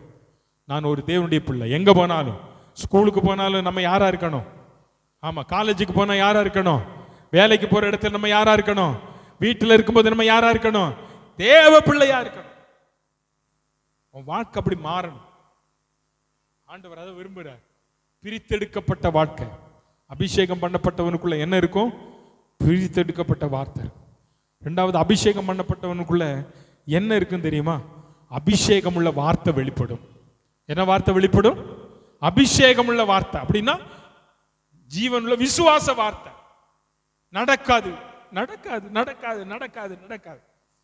ஆண்டவர் சொல்றா, நீ விசுவாசித்தால் தேவனுடைய மகிமே. ஐயா, அந்த வார்த்தையை நம்ம மறந்துடுவோம். நடக்காதுங்க, நடக்கவே நடக்காது. உனக்குள்ள அபிஷேகம் இல்லாதனால அந்த அவிசுவாச வார்த்தை. ஆண்டவர் சொல்றார், வாசிங்க லூக்கா எழுதின சுவிசேஷம் 4ஆம் அதிகாரம் 22ஆம் வசனத்தை வாசிங்க. லூக்கா 4:22. ஹல்லேலூயா. எல்லாரும் அவருக்கு கொடுத்து அவர் வாயிலிருந்து புறப்பட்ட கிருபை உள்ள வார்த்தைகளை கேட்டு ஆச்சரியப்பட்டு, இவன் யோசேப்பின், யாரை பார்த்துங்க சொன்னாங்க? யாரை பார்த்து சொல்றாங்க? இயேசுவை பார்த்து சொல்றாங்க, இவர் இவர் இவர் இவர் யோசேப்பின் குமாரன்.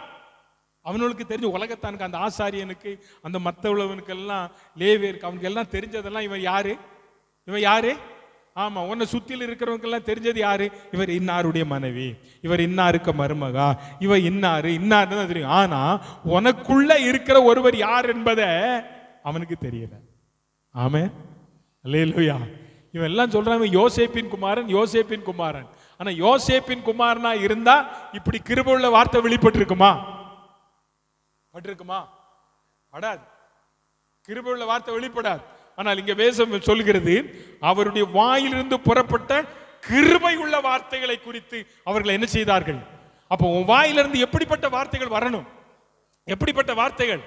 கிருபை உள்ள வார்த்தை, விசுவாசம் உள்ள வார்த்தைகள், விசுவாசம் நிறைந்த வார்த்தைகளை உன்னுடைய வாயில வரணும். ஆமென். சத்தமா சொல்லுங்க, ஆமென், ஆமென், ஆமென். அபிஷேகம் பெறுவதற்கு முன்பதாக பேதுரு இயேசுவே எனக்கு தெரியாதுன்னு சொன்னான். பேதுரு தெரியாதுன்னு சொன்னார். ஆனால் அபிஷேகம் பெற்ற போது அவன் சொல்றான், நீங்கள் சிலுவையில் அறைந்த இயேசுவை நான் என்ன செய்கிறேன்? என்ன செய்கிறேன்? பிரசங்கிக்கிறேன். வெள்ளி இல்ல, பொன்னு இல்ல, இயேசுவின் நாமத்தினால எழுந்து நட. அதுதாங்க வார்த்தை, அதுதான் வார்த்தை. உன் வாயிலிருந்து வருகிற வார்த்தைகள் ஜீவனுள்ள வார்த்தையாய், விசுவாசம் நிறைந்த வார்த்தையாய் உன்னிலிருந்து வருமானால் உண்மையாய் அந்த வார்த்தைகளை தேவன் அங்கீகரிப்பார். அல்லேலூயா. அதுல 36ஆம் வசனத்தை வாசிங்க பார்க்க. எல்லாரும் ஆச்சரியப்பட்டு இது என்ன வார்த்தையோ, அதிகாரத்தோடும் வல்லமையோடும் அசுத்த ஆவிகளுக்கும் கட்டளையிடுகிறார், ஆகையால் புறப்பட்டு போகிறதே. இது என்ன வார்த்தை? இயேசுவின் வாயிலிருந்து புறப்படுகிற வார்த்தை. பிசாசை பார்த்து புறப்பட்டு போ, எழுந்து நட, சுகமாகி. இதெல்லாம் உடனே நடந்த உடனே இப்ப சொல்றான், இது என்ன வார்த்தையோ, என்ன வார்த்தையோ. எல்லாம் ஆச்சரியப்படுறாங்க. ஐயா, அபிஷேகம் பண்ணப்பட்ட உன் வாயிலிருந்து வருகிற வார்த்தையை கேட்டாலே சொல்லணும், என்ன அழகாயா வார்த்தை வருது, என்ன அழகா பேசுறாங்க. என்ன வாயை திறந்தா என்ன வருது? வாயை திறந்தா என்ன வருது? வசனம் வருது. இன்னைக்கு நிறைய பேர் வாயை திறந்தா கொட்டாவி வருது. நிறைய பேருடைய வாயில நான் எதுக்கு இந்த உலகத்துல இருக்கணும், என்ன ஏன் பெத்த, இன்னைக்கு கேட்கிற கேள்வி, என்ன ஏன் பெத்த? இதெல்லாம் அபிஷேகம் நிறைந்த வார்த்தையா? என்னை ஆண்டவர் இந்த பூமியிலே வைத்ததற்கு ஒரு நோக்கம் உண்டு. அல்லேலூயா. நான் இந்த பூமியிலே பிறந்ததற்கு ஒரு நோக்கத்தை ஆண்டவர் வச்சிருக்கிறார். இதை முதல்ல நீங்க அறிஞ்சுக்கிடணும். ஒரு நாளும் சொல்லக்கூடாது, ஹலோ, ஒரு நாளும் சொல்லக்கூடாது என்ன ஏன் பெத்த, என்ன ஏன் பெத்த, நான் எதுக்கு இந்த வீட்டில். சிலர் சொல்லுவாங்க, ஏன் இந்த வீட்டில் பிறந்தேனோ, பின்ன என்ன ராஜ் நிவாசிலையா போய் பிறக்கணும்? நீ இந்த வீட்டில் தான் பிறக்கணும்னு ஏசப்பாவுக்கு சித்தம். நீ இந்த வீட்டில் பிறந்ததுனால தான் நல்லா இருக்க, ஏசப்பாவை தேடி இருக்க. அங்க பிறந்திருந்தேன்னா ஏசப்பா தேடுவியா? இல்ல. அப்ப எந்த இடத்தில் ஆண்டவர் இருந்தாலும் சரி, உன்னுடைய வாயிலிருந்து வருகிற வார்த்தை எப்படிப்பட்ட வார்த்தையா இருக்கணும்? சத்தமா சொல்லுங்க, ஜீவனுள்ள வார்த்தை. எழுந்து நட. நடந்தா அப்படின்னா விசுவாசத்தோட சொல்லணும். எதையுமே அவிசுவாசமா பேசாதங்க வாழ்க்கையில். ஆண்டவர் இந்த மாசம் இந்த வாக்குத்தத்தத்தை கொடுத்தாரே, இந்த வார்த்தையின்படி தேவன் எனக்கு செய்வார். ஆமென், ஆமென். அதுதாங்க வார்த்தை. அவிசுவாசமான வார்த்தைகள் ஒன்றும் உங்க வாயிலிருந்து என்ன செய்யக்கூடாது? வரக்கூடாது. அபிஷேகம் பண்ணப்பட்டவனுடைய வாயிலிருந்து, இயேசுநாதர் வாயிலிருந்து புறப்பட்ட கிருபை உள்ள வார்த்தைகள், கிருபை நிறைந்த வார்த்தைகள், வசனம் நிறைந்த வார்த்தைகள், அன்பான வார்த்தைகள், என்ன உண்மையான வார்த்தைகள் வெளிப்படணும். கெட்ட வார்த்தைகள் ஒன்றும் உங்கள் வாயிலிருந்து என்ன செய்ய வேண்டாம்? புறப்பட வேண்டாம். கெட்ட வார்த்தை. இன்னைக்கு என்ன வார்த்தை வருது? நல்ல வார்த்தை இல்ல, கெட்ட வார்த்தை. இவன் ஒன்றும் வேண்டாம். ஆவியான சொல்றார். இன்னைக்கு ராஜா மேல இருந்து அபிஷேகம் பார்த்தீங்கன்னா, அவர் பேசப்பட்ட வார்த்தைகளை கேட்டு என்ன செஞ்சாங்க ஜனங்கள்? என்ன பண்ணாங்க? ஆச்சரியப்பட்டாங்களாயா, ஆச்சரியப்பட்டாங்க. ஜனங்கள் ஆச்சரியப்படணும் நம்ம பேச்ச பார்த்து. இல்ல இல்ல இல்லன்னா இல்லாம போயிடும். இருக்கு இருக்கு இருக்குன்னு சொல்லி இல்லனாலும் இருக்கும். ஆமென் சொல்லுங்க. அல்லேலூயா, அல்லேலூயா. அதாவது உன் மைண்ட்ல எது செட் ஆகுதோ, உன் மைண்டுக்குள்ள இல்லைன்னா அது இல்லாமலே இருக்கும். அதுதான் அப்படி ரொட்டேஷன் ஆகிட்டே இருக்கும். இருக்குன்னு சொல்லி பாருங்க, இருக்குன்னு சொல்லி பாருங்க, கண்டிப்பா அது இருக்கும். ஆமென். அது செயல்ல வந்துடும், அது ரத்தத்தோட கலந்துரும். அதுதான் விசுவாச வார்த்தை. நீ பேசப்படுகிற வார்த்தையில என்ன இருக்கணும்? என்ன இருக்கணும்? சத்தமா சொல்லுங்க. அபிஷேகம், விசுவாசம் உனக்குள்ள இருக்கணும். இந்த ராஜாக்குள்ள அவர் அதிகாரத்தோடு சொன்னார். அதிகாரத்தோட எழுந்து நட, சுகமாகு, போ, விட்டு புறப்பட்டு போ. அந்த அதிகாரம் எங்க இருந்து வந்தது? அந்த அபிஷேகம் பரத்திலிருந்து தேவன் அவருக்கு கொடுத்த அந்த அபிஷேகம் அவருக்குள்ள இருந்ததுனால அந்த அபிஷேகத்தின் வல்லமை அவரிலிருந்து வெளிப்பட்டது. இன்னைக்கு கால வேளையில் அருமையான கர்த்தருடைய பிள்ளைகளே, இந்த ராஜாவின் அபிஷேகம் நமக்குள்ள வேணும்னா ஒரே ஒரு காரியத்தை மட்டும் இன்னைக்கு நான் உங்களுக்கு சொல்ல விரும்புகிறேன். 3ஆம் அதிகாரம், மத்தேயு 3ஆம் அதிகாரம் 15ஆம் வசனத்தை மட்டும் வாசிங்க. மத்தேயு 3:15. இயேசு அவனுக்கு பிரதியுத்தரமாக, படிங்க, இப்பொழுது இடங்கொடு, எல்லா நீதியை நிறைவேற்றுவது இப்பொழுது இடங்கொடு. அப்படின்னா என்ன அர்த்தம்? அவர் கீழ்ப்படிதல், பிதாவின் சித்தத்திற்கு என்ன செய்கிறார்? கீழ்ப்படுகிறார். அவர் ஞானஸ்நானம் எடுத்தாதான் வானம் திறக்கும் என்று யாருக்கு தெரியும்? யாருக்கு தெரியும்? இயேசுவுக்கு தெரியும். பிதா ஏற்கனவே அவர்கிட்ட சொல்லிட்டார், மகனே நீ இந்த பூமியில போய் இதை செய், அப்ப பாரு என்ன நடக்கு. அதனால இயேசு இதை யோவான் ஸ்நானம் கிட்ட சொல்ல, எனக்கு சொந்தக்காரன். நீ நிறைய பேர் அப்படிதான், ஐயோ ஒரு பெரிய பாஸ்டர் நல்ல சொந்தக்காரன், எங்க சொந்தக்காரன் நல்லதுதான், அதெல்லாம் இருக்கட்டும், வேண்டாம் இல்லை. ஆனா அவர் ஒரு இடத்துல கூட அவரை சொந்தக்காரன்னு சொல்லவே இல்லைல்ல. நான் வேதத்தில் படித்தேன். அந்த அம்மா தான் அந்த அம்மாவை குறித்து சொல்லும் போது தான் எலிசபெத்துக்கு உறவினர் அப்படின்னு சொல்லப்பட்டிருக்கு. ஆனால் அவர் ஒரு இடத்துலையும் யோவான் ஸ்நானகன்னு சொல்லலை. எனக்கு பின் வருகிறவர் என்னிலும், அவருடைய பாதரட்சியை கலற்றுவதற்கு நான் பாத்திரன், அவர் அப்படி சொல்றார். இன்னொன்று சொன்னார், உலகத்தின் பாவத்தை சுமந்து தீர்க்கிற தேவ ஆட்டுக்குட்டியார். பாருங்க எவ்வளவு இதா பேசுறாரு. அப்படிப்பட்டவர் சொல்றாரு, வானம் திறக்கணும்னா முதல்ல நீ அங்க போயிட்டு என் வார்த்தைக்கு கீழ்ப்படி, ஞானஸ்நானம் எடு, அவ்வளவுதான். அந்த வார்த்தைக்கு அப்படியே என்ன செஞ்சாரு? கீழ்ப்படிஞ்சார். இயேசு கிறிஸ்துவுக்குள்ள இருந்த ஒரு பெரிய அபிஷேகம் கீழ்ப்படிதலின் அபிஷேகம். அவருக்குள்ள இருந்தது பரத்தில் இருந்து இந்த பூலோகத்திற்கு அவர் குமாரனாய் வெளிப்படும் போது அவரை குறித்து பிலிப்பியர்கள் நிறுவத்தில் சொல்ற, அவர் சிலுவையின் மரண பரியந்தம் தம்மை என்ன செய்தார்? கீழ்ப்படிந்தார். கீழ்ப்படிதல். அபிஷேகம் பெற்ற தேவனுடைய பிள்ளைக்கு என்ன இருக்கணும்? அபிஷேகம் பெற்ற அபிஷேகம் பெற்ற தேவனுடைய பிள்ளைக்குள்ள என்ன இருக்கணும்? ஆண்டவருடைய பிள்ளைக்குள்ள என்ன இருக்கணும்? முதல்ல கீழ்ப்படிதல் இருந்தாதான் நீ ஆண்டவருடைய பிள்ளை. அபிஷேகம் பெற்ற பிள்ளைக்குள்ள கீழ்ப்படிதல் முக்கியம். யாரா இருந்தாலும் பரவாயில்ல, நானா இருந்தாலும் சரி, நம்ம ஒவ்வொருவருக்குள்ளும் அந்த கீழ்ப்படிதல் வேணும். ஆண்டவர் என்ன சொல்லுகிறாரோ அந்த வார்த்தைக்கு நம்ம என்ன செய்யணும்? கீழ்ப்படியணும். இந்த அபிஷேகம் ராஜாக்குள்ள இருந்தது, இயேசு கிறிஸ்துவுக்குள்ள இந்த அபிஷேகம் இருந்தது, கீழ்ப்படுகிற ஒரு அனுபவம் அவருக்குள்ள இருந்தது. இந்த கால வேளையில் நான் ஏன் அபிஷேகம் பெற்றிருக்கிறேன், நான் ஏன் அபிஷேகம் பெறணும் அப்படின்னு ஒரு தீர்மானத்தோடு வந்தீங்கன்னா இன்னைக்கு ஆண்டவர்கிட்ட ஒப்பு கொடுங்க. ஆண்டவரே அந்த அபிஷேகத்தை எனக்கு தாரும். ஆண்டவரே என் வாயிலிருந்து இனி எந்த விதத்திலும் அவிசுவாசமான வார்த்தை என் வாயிலிருந்து வரக்கூடாது. என் வாயிலிருந்து என்ன செய்யக்கூடாது? வரக்கூடாது. தலைவலி வந்தா இயேசுவின் நாமத்தினால தலைவலியை என்னை விட்டு போ, அந்த மாதிரி வார்த்தையை சொல்லி பாருங்க, அறிக்கையிட்டு பாருங்க. விசுவாச வார்த்தைகளை நாம் அறிக்கை செய்ய செய்ய நமக்கு புதிய பலனை கத்த தருவார். ஆமென். நீ அபிஷேகம் பண்ணப்பட்ட பிள்ளை, நீ நடந்து போனா அற்புதம் நடக்கும். ஆமென், நடக்கும். நீ எந்த இடத்துல போய் நின்னாலும் சரி, நீ நிற்கிற இடத்துல பிசாசு இருந்தா அது கிரியை, அது ஆட ஆரம்பிக்கும். ஐயோ இங்க ஒரு தேவ மனுஷன் வந்துட்டான், நமக்கு இனி இங்க இடம் இல்லை அப்படின்னு நம்ம தானாவே வெளியே கிளம்ப ஆரம்பிச்சிடும். அப்படிதானே? நீ எங்க இடத்துக்கு போனாலும் ஒன்ன நினைச்சுக்கோ, உன் கூட இந்த உலகத்தில் இருப்பவரிலும் உனக்குள் இருக்கிற பெரியவர், ஒரு அபிஷேகம் பண்ணப்பட்ட ராஜாதி ராஜா உன் கூடவே வாராரு. ஹல்லேலூயா, ஹல்லேலூயா. அந்த ராஜா உன் கூட வரும்போது நீ எதை குறிச்சும் கவலைப்படாத, எதை குறிச்சும் பயப்படாத.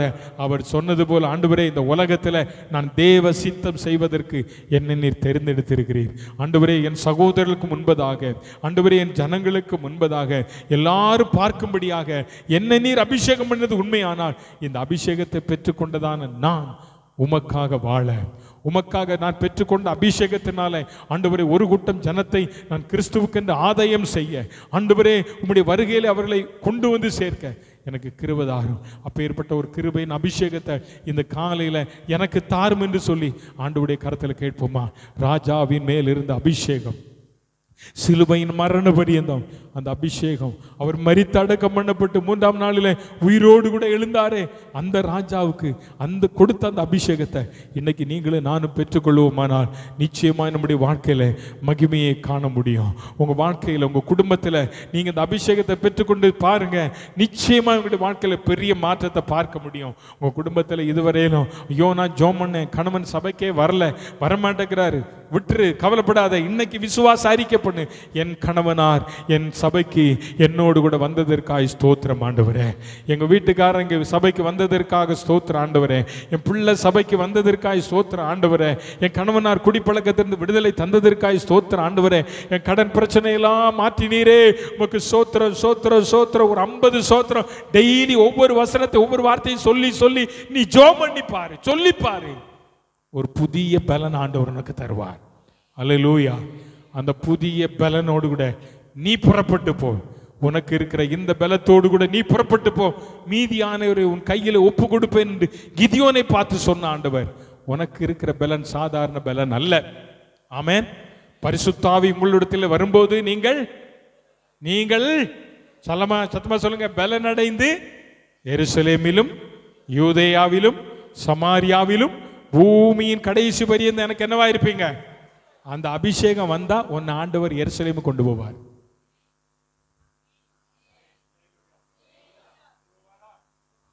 அல்லேலூயா. ஆமா, எருசலேம் போகணும், அப்படிதானே? கர்த்தர் கொண்டு போவார். நீங்க இருக்கிறத பார்த்து அவங்களை கொண்டு போவார் போல. ஏன் அறிக்கை பண்ணுங்க, என்னைக்கு நாள் ஒரு நாள் நடக்குங்க. அப்புறம் ஏன் நடக்காதுங்களா? கர்த்தர் கொண்டு போவார். அல்லேலூயா. எருசலேமிலும் யூதேயாவிலும் சமாரியாவிலும் ஆமா போய் கால் வைக்கணும். அப்பமா வைக்க மாட்டோமா? சமாரியா தேசத்துல கால் வைப்ப ஆண்டவரே, யூதேயா தேசத்துல கால் வைப்ப ஆண்டவரே, எருசலேமில் கால் வைப்பேன் ஆண்டவரே, யோர்தான்ல கால் வைப்பேன் ஆண்டவரே. எனக்கு இருக்க விசுவாசத்தை நீங்க டவுன் ஆக்கிட்டீங்க. ஏன்னா அந்த அபிஷேகம் உள்ள வார்த்தை கர்த்தர் இதை செய்வார். அவர் உமது மன விருப்பத்தின்படி உனக்கு தந்தருளி ஆலோசனை எல்லாம். கர்த்தருக்கு தோத்திரம். கர்த்தர் நல்லவர். ஆமென். நம்ம விரும்பணும். அவர் சித்தத்துக்கு ஒப்பு கொடுத்தா கர்த்தர் நம்ம என்ன செய்வார்? நீங்க போவீங்க, இங்க இருக்க நிறைய பிள்ளை போவாங்க, கர்த்தர் கொண்டு போவார். அல்லேலூயா. ஆமா, அது மட்டும் இல்ல, யூதேயா சமாரியா எருசலேம் மட்டுமல்ல, அட்டர்மோஸ்ட் பார்ட், உலகத்தின் கடைசி எந்த எந்த எந்த கண்டம்? இரண்ட கண்டம், ஆப்பிரிக்கா கண்டத்து கூட நம்ம பிள்ளைகள் போவாங்க, இங்க இருக்கிற பிள்ளைகள் போவாங்க. அல்லேலூயா. எந்த கண்டத்துக்கு போகணும்? ஆப்பிரிக்காவுக்கு போகணும். நம்மளே ஆப்பிரிக்காவுக்கு போகணும், அமெரிக்காவுக்கு போகணும். ஜோமன் பெற்றோர், என் பிள்ளை அமெரிக்காவுக்கு போகணும் ஆண்டவரே, என் பிள்ளை ஆஸ்திரேலியாவுக்கு போகணும், என் பிள்ளை கனடாவுக்கு போகணும். ஹலோ, கனடாவுக்கு போகணும். நீ எல்லாம் போனாதான் நான் வர முடியும். நீ இங்கே உட்காந்து இருந்தேன்னா நான் எப்படி வருவேன்? நீ ஜோம் பண்ணி உங்க அம்மா கிட்ட சொல்லி ஜோம் பண்ணு, அம்மா ஜோம் பண்ணு, நான் கனடாவுக்கு போகணும், அப்பதான் பாஸ்டர் ஐயா வருவார், நீ வருவார், எங்க அப்பா வருவார், நீ ஜோம் பண்ணணும். கர்த்தர் சின்ன வயசுல உன்னுடைய ஆசைகள் எல்லாம் நிறைவேற்றுவார். அல்லேலூயா. கர்த்தர் நிச்சயமா நிறைவேற்றுவாருங்க. நம்ம பிள்ளைகளுக்கு செய்யாம வேற உலகத்தானுக்கு ஆண்டவர் செய்யவே மாட்டார். நம்ம யாருங்க? நம்ம யாரு? ராஜா வீட்டு பிள்ளை. நான் யாரு? ராஜா வீட்டு பிள்ளை. ஆமென். நான் ராஜாதி ராஜாவினுடைய பிள்ளை. ஹல்லேலூயா. எனக்கு என் ஆண்டவர் அதை செய்வார். எத்தனை வருஷம் அவருக்குள்ளே இருந்து புறப்பட்ட வார்த்தைகள் வல்லமையான வார்த்தை. அவர் வேறு விரிக்கப்பட்ட வார்த்தை. அடிக்கடி மலைகளுக்கு போனார், வனாந்திரத்திற்கு போனார், தனித்திருந்து ஜெபம் பண்ணினார். மறுரூப மலைக்கு அவர் போன போதோ அவருடைய சாயல் வித்தியாசமா இருந்தது. அப்பதான் பேதுரு சொன்ன, ஆண்டவரே உமக்கு ஒரு கூடாரம், மோசேக்கு ஒரு கூடாரம் போட்டு இங்கே நம்ம இருந்துடலாம் ஆண்டவரே, இந்த மலையிலே இருந்துடலாம். இப்படிப்பட்ட ஒரு வாழ்க்கை போதும், பூமிக்கு வேண்டாம். அருமையான கர்த்தருடைய பிள்ளை, நீ தேவ சமூகத்துல பர்வதத்துக்கு வரும்போதெல்லாம் இப்படிப்பட்ட நிலைமை உனக்குள்ள மாறணுமே. அந்த அபிஷேகத்தை ஆண்டவரே எனக்கு தாரும் என்று சொல்லி ஆண்டவர் கரத்துல கேட்போமா? என் பாத்திரம் நிரம்பி நிரம்பி வழிகின்றது, வழிந்து ஓடுகின்றது. என் பாத்திரம் நிரம்பி நிரம்பி,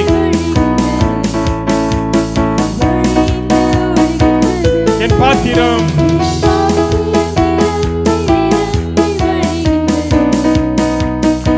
வழிந்து ஓடுகின்றது.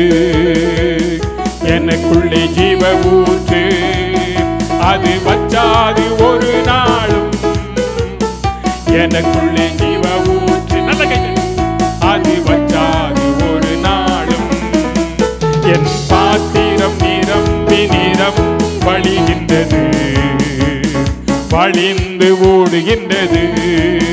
என் பாத்திரம் நிரம்பி வழிகின்றது, வழிந்து ஓடுகின்றது.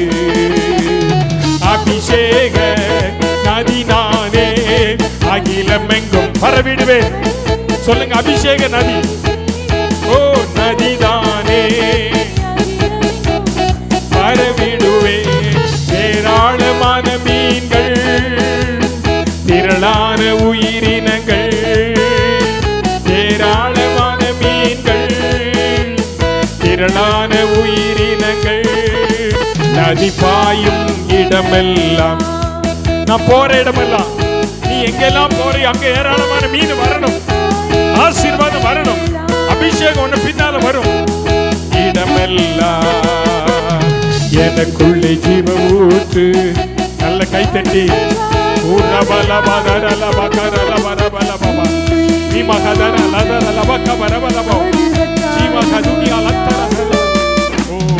எனக்குள்ளே ஜீவ ஊற்று, அது வற்றாது வற்றாது.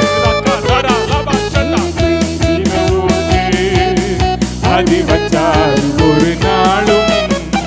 என் பாத்திரம், சொல்லுங்க, நல்ல வாய் திறந்து, ஓ வழிந்து ஓடட்டும், வழிந்து ஓடட்டும். ஆண்டவரை பார்த்து சொல்லுங்க, பாத்திரம் நிரம்பணும், நிரம்பி நிரம்பி நிரம்பி நிரம்பி வழிந்து ஓடுகின்றது. நான் ஒரு அபிஷேக நதி ஆண்டவரே. ஏதேன்ல 4 நதி, அந்த நதி போகிற இடமெல்லாம் செழிப்பா இருந்துச்சு, அதுல பொண்ணு விளைஞ்சிச்சுன்னு வேதம் சொல்லுது. அபிஷேகம் உனக்குள்ள இருக்குமானா நீ எங்கெல்லாம் போறையோ அது நதியா மாறும். நீ எங்கெங்க போறையோ அங்க பொண்ணு விளையும். எந்த வீட்டுக்குள்ள காலடி வைத்து அந்த வீட்டை நீ ஆசீர்வதிக்கிறையோ அந்த வீட்டில் இருக்கிற சாபம் மாறும். எந்த வீட்டுக்குள்ள நீ போய் யாருக்காக ஜெபம் பண்றியோ அவங்க வாழ்க்கையில அற்புதம் நடக்கும். ஓ அபிஷேகம், அபிஷேகம் நுகத்தை முறிக்கும், பர்வதங்கள் மெழுகை போல உருகும். உனக்கு முன்னால் இருக்கிற பர்வதத்தை பார்த்து சொல்லு, பர்வதமே நான் அபிஷேகம் பண்ணப்பட்ட பிள்ளை வந்திருக்கிறேன், நீ இப்ப உருகிடு சொல்லு. உனக்கு முன்னால் இருக்கிற பிரச்சனை ஆண்டவர் மாற்றுவார். உன் வாயிலிருந்து புறப்படுற வார்த்தை, அப்ப இயேசு மேல இருந்த அந்த அதிகாரம் பிசாசப்பா சொன்னார், அப்பாலே போ சாத்தானே, உன் தேவனை பரீட்சை பாராது இருப்பாயாக. பெறப்பட்ட வார்த்தை உன் வாயில வரணுமே. நீ எங்கெல்லாம் போறையோ அங்கெல்லாம் நதியா போகணுமா. வறண்ட வாழ்க்கையா இருக்க கூடாது. ஆண்டவர்கிட்ட சொல்லு, ஆண்டவரே நான் எந்த வீட்டுக்கு போறேனோ அந்த வீடு ஆசீர்வதிக்கப்படணும். ஆண்டவரே நான் எந்த குடும்பத்துக்கு போறேனோ அந்த குடும்பம் நான் எந்த இடத்துல வேலை செய்கிறேனோ அந்த தொழில் செய்கிற மனுஷன் குடும்பம், ஆண்டவரே அந்த தொழில் செய்கிற பிசினஸ் ஸ்தாபனம் ஆசீர்வதிக்கப்படணும். ஆண்டவரே அப்பேற்பட்ட ஒரு அபிஷேகத்தை எனக்கு தாங்க, அப்பேற்பட்ட ஒரு அபிஷேகத்தை எனக்கு தாங்க. ஆண்டவரே அப்பேற்பட்ட ஒரு அபிஷேகத்தை தாங்க. ஆண்டவரே என் மூலமா நான் வேலை செய்கிற தொழில் ஸ்தாபனம் ஆசீர்வதிக்கப்படணும். யோசேப்பு எகிப்திற்கு போன போது அந்த தேசத்தை கர்த்தர் ஆசீர்வதித்தாரே. யாக்கோபு லாபானுடைய வீட்டிற்கு போன போது லாபானை ஆசீர்வதித்த கர்த்தர். நீங்க எங்க போறீங்களோ உங்க கூடவே அந்த அபிஷேகம் வருதில்ல, அந்த வீடு ஆசீர்வாதமா இருக்கணும், குடும்பம் ஆசீர்வாதமா இருக்கணும். உன் பள்ளி வகுப்பறை கிளாஸ் ரூம் நீ போனாலே மற்ற பிள்ளைகள் சொல்லணும், உன்னை பார்த்த உடனே சொல்லணும், உன் முகம் பிரகாசமா இருக்கேன், உன் முகம் பிரகாசமா இருக்கு. நீ சொல்லணும், I am the children of God, நான் ஒரு தேவனுடைய பிள்ளை, நான் ஒரு தேவனுடைய பிள்ளைன்னு சொல்லணும். நீ தேவனுடைய பிள்ளையா இருக்கிறதுனால பள்ளிக்கூடத்துக்கு போனாலும் நீ தேவனுடைய பிள்ளை என்பதை காத்துக்கொள்ளணும், சாட்சியை காத்துக்கொள்ளணும். அதான் முக்கியம். அதை இழந்துடக்கூடாது. நீங்க இழந்துடக்கூடாது. மற்ற பிள்ளைகளை மாதிரி இருக்கக்கூடாது. நீங்க ஒரு செப்பரேஷன், ஒரு வித்தியாசமானவங்க. அதை மறந்துடாதங்க. ஆண்டவர் உங்களுக்கு உதவி செய்யட்டும். பரிசுத்தமுள்ள நல்ல தெய்வமே, கிருபையுள்ள ஆண்டவரே, இந்த நல்ல கால வேளையில ராஜாவின் மேலிருந்து தான் அபிஷேகத்தை நீர் எங்களுக்கு ஊற்றி தந்தீர், அதற்காக நன்றி. இந்த அபிஷேகம் உடைய சித்தத்தை செய்வதற்கும் பாடுகளை அனுபவிப்பதை நாங்கள் புரிந்து கொள்வதற்கும் ஏதுவாக ஆண்டவரே நீர் எங்களுக்கு தந்திருக்கிறீர். ஆண்டவரே, நாங்கள் வேறு விரிக்கப்பட்டவர்கள் என்பதை நாங்கள் அறிந்து கொள்வதற்கும் எங்களுடைய வாயிலிருந்து புறப்படுகிற வார்த்தைகள் சத்தியமுள்ள வார்த்தைகளாய் வல்லமுள்ள வார்த்தைகளாய் வெளிப்படுவதற்கும் ஆண்டவர் தந்த அபிஷேகத்தை நாங்கள் இழந்திருந்தால் இன்றைக்கு அதை பெற்றுக்கொள்ள கர்த்தர் பலன் தார். ஆண்டவரே, இன்றிலிருந்து நம்முடைய பிள்ளைகளுடைய வாழ்க்கை ஒரு வித்தியாசமாய் அமையட்டும். குடும்பங்களில் தெய்வீக சமாதானம், பிள்ளைகளுடைய வாழ்க்கையிலே ஆண்டவரே தெய்வீக ஞானம் ஆண்டவரை வெளிப்படுவதாக, பிள்ளைகள் செய்கிற வேலையிலே தெய்வீக கிருபை, தொழிலில் ஆண்டவருடைய ஆசீர்வாதம், பிள்ளைகள் இருக்கிற இடங்களில் ஆண்டவருடைய மகிமை வெளிப்படட்டும். ஒவ்வொரு வீடுகளின் மேலும் தேவனுடைய வல்லமை ஷெக்கினா மகிமை வெளிப்படுவதாக ஆண்டவரே. வானம் திறக்கணும், ஒவ்வொரு வீட்டின் மேலும் வானம் திறக்கணும் ஆண்டவரே. இப்படிப்பட்ட கிருபைகளை நம்முடைய பிள்ளைகளுக்கு தார். ஒவ்வொருவரையும் ஆசீர்வதியும். இந்த வார பிறந்த நாள் திருமண நாளை கொண்டாடுகிற பிள்ளைகள் மேல தெய்வக்கரம் இருந்து வழி நடத்தட்டும். நாளை ஆராதனைக்கு வர முடியாதபடி பலவீனத்தின் மத்தியில வீடுகளில் இருக்கிற பிள்ளைகளுக்கு ஆச்சோம் பண்ணுகிறோம். அவர்களை அடுத்த வாரத்தில் கொண்டு வாரும். உடைய நாமம் மையப்படட்டும். இயேசுவின் நாமத்தில் ஜெபிக்கிறோம் ஜீவனுள்ள நல்ல பிதாவே. என் ஆத்துமாவே கர்த்தரை, என் முழுமே பரிசுத்த நாமத்தை, என் ஆத்துமாவே கர்த்தரை ஸ்தோத்திரி. அவர் செய்த சகல உபகாரங்களையும் மறவாதே. நம்முடைய கர்த்தராகிய இயேசு கிறிஸ்துவின் கிருபையும் பிதாவாகிய தேவனுடைய அன்பும் பரிசுத்த ஆவியானவருடைய நீக்கமும் சமாதானம் காவலும் இன்றும் என்றும் கர்த்தருடைய வருகை மட்டும் இருப்பதாக. அல்லேலூயா.